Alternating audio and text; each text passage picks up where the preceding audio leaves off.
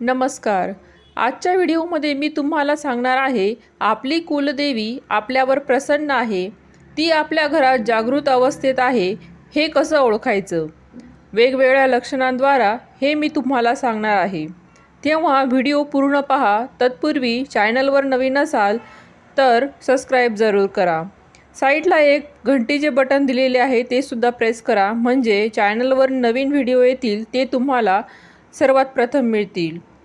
सगळ्यात अगोदर आपण जाणून घेऊया कुलदेवी म्हणजे काय, जी आपल्या कुळाचं रक्षण करते. आपल्या घराच्या प्रगतीमध्ये तिचा आशीर्वाद आहे. बाहेरची कोणतीही नकारात्मक शक्ती तिच्या परवानगीशिवाय आपल्या घरामध्ये प्रवेश करू शकत नाही. तर या देवीला आपण कुलदेवी म्हणतो. पिढ्यानपिढ्या म्हणजे आपल्या पूर्वजांपासून या कुलदेवीची सेवा आपल्या प्रत्येकाच्याच घरात घडत आलेली असते. प्रत्येकाची कुलदेवी वेगवेगळी असते. जसं की तुमच्यापैकी काही जणांची कुलदेवी तुळजापूरची तुळजाभवानी आई असेल, कुणाची रेणुका देवी असेल, कुणाची कोल्हापूरची महालक्ष्मी असेल, तर कुणाची कालिका माता असेल. घराण्यांनुसार कुळाची देवीही बदलत असते. ज्याप्रमाणे एखादी आई आपल्या मुलाचा सांभाळ करते, त्याचप्रमाणे त्या कुळाची कुलदेवी त्या कुळाचा घराण्याचा सांभाळ करत असते.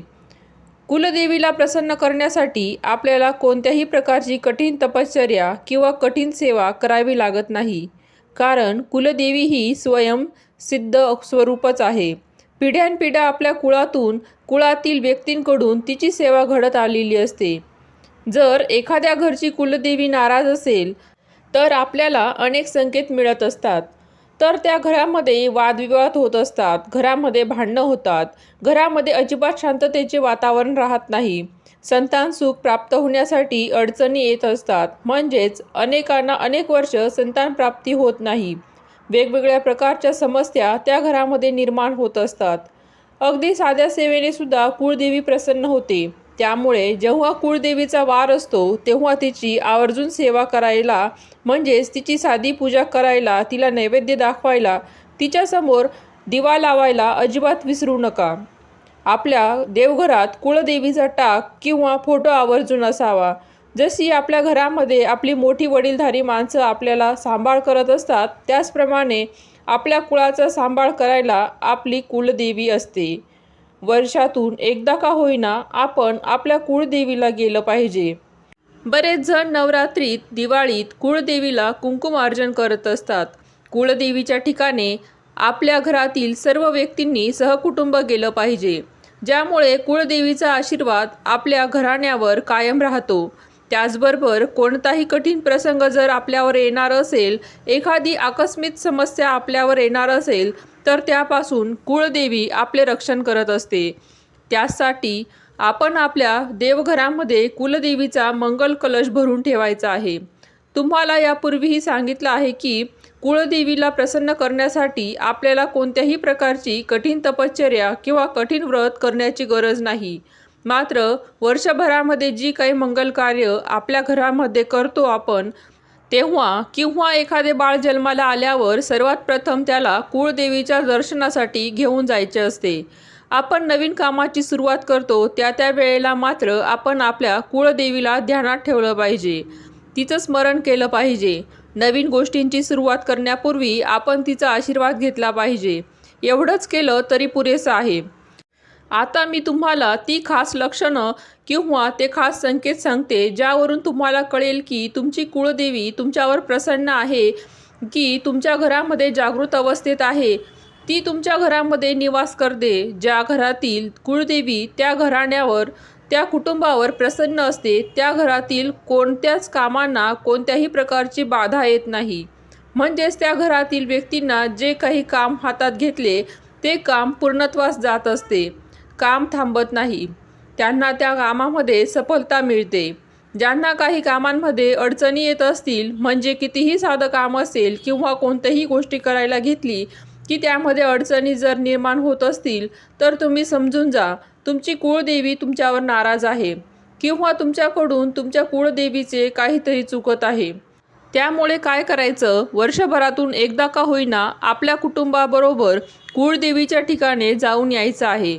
म्हणजे आपल्या कुलदेवीचं मूळ ठिकाण जे आहे तेथे जायचं आहे. तिथे दर्शन घेऊन देवीची खणा नारळाने ओटी भरायची आहे.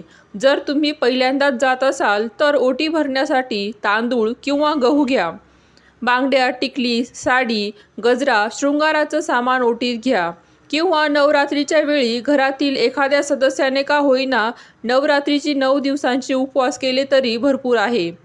म्हणजे वर्षभरातील जे जे काही कुळदेवीचं येतं ते कुळदेवीचं काही उपवास असतील, कुळदेवीचे काही कार्य असतील, जसे की नवरात्रीमध्ये आपल्याला कुळदेवीची सेवा करावी लागते.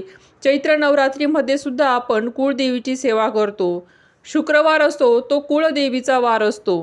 त्या दिवशी का होईना आपल्याकडून कुळदेवीची सेवा घडली पाहिजे. तरीसुद्धा आपल्या कामांमध्ये यश मिळते. आपल्याला कोणत्याही कामामध्ये बाधा येणार नाही. आपल्यावर प्रसन्न असल्याचं पुढचं लक्षण असं आहे की त्या घरातील सदस्य एकमेकांचा आदर करतात, मिळून मिसळून राहत असतात, प्रत्येक गोष्टीमध्ये एकमेकांचा विचार घेतात. त्या घरामध्ये गृहकलह म्हणजेच भांडण होत नाही. त्या घरातील स्त्रिया पुरुषांचा सन्मान करतात, आदर करतात आणि पुरुषसुद्धा स्त्रियांना मानाने वागवतात. त्यांना अजिबात तुच्छ लेखत नाही. त्या घरातील मुले आज्ञाधारक असतात आणि त्या घरामध्ये कोणत्याही कामामध्ये बाधा येत नाही. आणि हेच ते लक्षण आहे की त्या घरामध्ये कुळदेवी प्रसन्न असल्यामुळे ही कामे अगदी सहजपणे घडून येतात.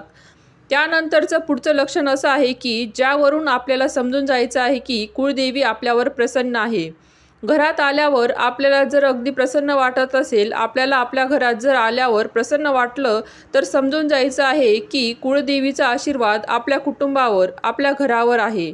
बऱ्याच जणांना घरातील वातावरण अजिबात चांगलं नसतं. घरामध्ये सतत खटके, भांडणं होत असतात. तेव्हा समजून जावं की कुळदेवीचा आपल्याकडून काहीतरी चुकत आहे. ज्या घरावर कुलदेवी व्यक्तींवर प्रसन्न असते त्यांच्या घरात आनंदी वातावरण असतं. यानंतरचं पुढचं लक्षण असं आहे की त्यावरून सुद्धा आपण समजू शकतो की कुळदेवी आपल्यावर प्रसन्न आहे. संतती प्राप्तीसाठी कोणत्याही प्रकारची अडचणी ज्या घरांमध्ये येत नाही किंवा ज्या घरांमध्ये मुलगा व्हावा, मुलगी व्हावी, म्हणजेच थोडक्यात काय तर बाळाचं आगमन त्या घरामध्ये व्हावं यासाठी कोणत्याही प्रकारचे नवस करण्याची गरज पडत नाही, अशा घरांमध्ये सुद्धा कुलदेवीचा वास आहे. कुळदेवी त्या घराण्यावर प्रसन्न आहे असं आपल्याला समजून जायचं आहे. कारण ज्या घरामध्ये अगदी नवस न करता सहजपणे संतती सुख मिळतं, वंशाची वृद्धी होते, म्हणजे वंश वाढला म्हणजे काय होतं, साहजिकच कुळदेवीची सेवा आपल्याकडून घडत असते. वंश जर खुंटला म्हणजे मुलगा असो किंवा मुलगी असो, काही अपत्य जर झालंच नाही तर साहजिकच कुळदेवीची सेवा त्या घराण्याकडून होत नाही. तर ज्यांच्या ज्यांच्या घरी अगदी सहजपणे अशी वंशवृद्धी होत असते त्यांच्या घराण्यावर सुद्धा कुळदेवीचा आशीर्वाद आहे असं समजून जायचं आहे. यानंतरचं पुढचं लक्षण असं आहे की बाहेरची कोणतीही वाईट शक्ती आपल्या घरामध्ये प्रवेश करू शकत नाही. ज्या घरामध्ये कुळदेवीचा खरा वास असतो त्या घरामध्ये कोणत्याही प्रकारची प्रबळ जरी वाईट शक्ती असली तरी ती प्रवेश करू शकत नाही. कारण कुळदेवी असो, कुळदैवत असो, या देवतांचा वास आपल्या घराच्या मुख्य प्रवेशद्वाराजवळ असतो.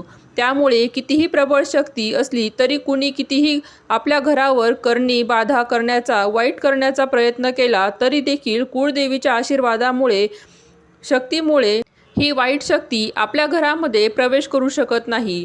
यानंतर सगळ्यात शेवटचं लक्षण असं आहे की कुळदेवी आपल्यावर नाराज असेल तर कुळदेवीचं आपल्याकडून काही चुकत असेल, कुळदेवीला आपल्याकडून काही कार्य करून घ्यायचं असेल तर कुळदेवी आपल्या घरातील एखाद्या व्यक्तीच्या स्वप्नात जाऊन तिची जी इच्छा आहे किंवा आपल्याकडून काही चुकत असेल, नाराज असेल तर ती अवश्य त्याचे संकेत देते किंवा स्वप्नात जाऊन संकेत देत असते.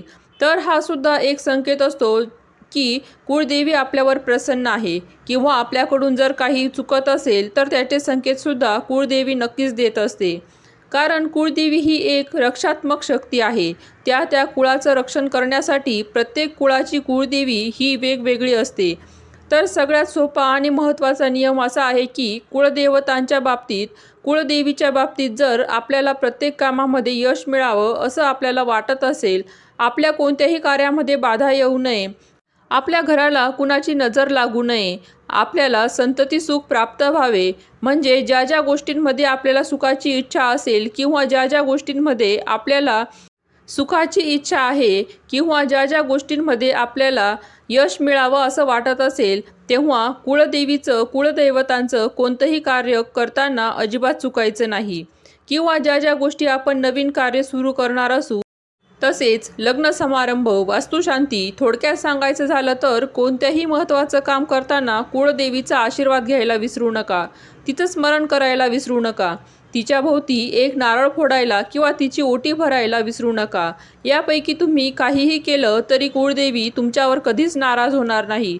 तुमच्या घरामध्ये स्थायी स्वरूपात वास करेल. अगदी जागृत अवस्थेत ती तुमच्या घरामध्ये राहील आणि पर्यायाने तुमच्या घरावर कोणत्याही प्रकारचे संकट कधीच येणार नाही. आणि जर चुकून एखादे संकट आले तर त्या घरावर येणार असेल, एखाद्या व्यक्तीवर येणार असेल तर त्या संकटातून कुळदेवी आपल्याला नक्कीच वाचवेल किंवा या संकटातून बाहेर कसं पडायचं याचा मार्ग दाखवेल. आशा आहे व्हिडिओमधील माहिती तुम्हाला आवडली असेल तर लाईक करा, शेअर करा, सबस्क्राईब करा. धन्यवाद.